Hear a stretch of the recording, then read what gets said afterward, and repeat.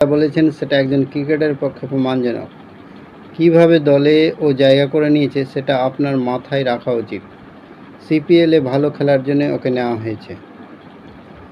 তিনি আরও বলেন, আজম কীভাবে প্রথম একাদশে জায়গা করেছে তা নিয়ে আপনার একটু গবেষণা করা উচিত। আমিও তো বলতে পারি আপনি কারোর তাবেদারি করে এখানে এসেছেন, তাই সাংবাদিক বৈঠকে আসার আগে একটু গবেষণা করুন। Welcome my channel. আসসালামু আলাইকুম। শরীরের ওজন নিয়ে কটাক্ষ, সতীর্থকে অপমানের জবাব দেন পাকিস্তানের ক্রিকেটার। পাকিস্তানের জার্সি গায়ে খেলতে নামার পর থেকেই সমালোচনার শিকার হচ্ছেন আজম খান। তার 130 কেজি ওজন এবং ব্যাট হাতে খারাপ পারফরম্যান্সের কারণে কথা শুনতে হচ্ছে তাকে। এবার সেই প্রসঙ্গে এক সাংবাদিকের উপর রেগে গেলেন ফাকার জামান। ওই সাংবাদিককে পাল্টা আক্রমণ করলেন তিনি।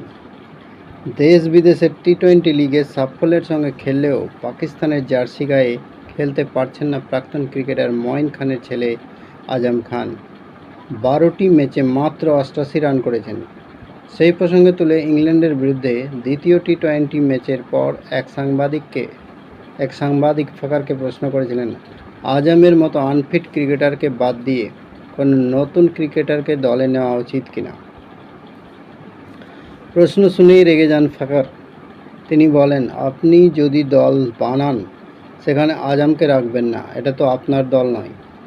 এটা বেচেছেন গ্যারি কারস্টেন এবং বাবর আজম। আপনি যা বলেছেন সেটা একজন ক্রিকেটারের পক্ষে প্রমাণজনক। কীভাবে দলে ও জায়গা করে নিয়েছে সেটা আপনার মাথায় রাখা উচিত। সিপিএলে ভালো খেলার জন্য ওকে নেওয়া হয়েছে। তিনি আরও বলেন, আজম কীভাবে প্রথম একাদশে জায়গা করেছে তা নিয়ে আপনার একটু গবেষণা করা উচিত।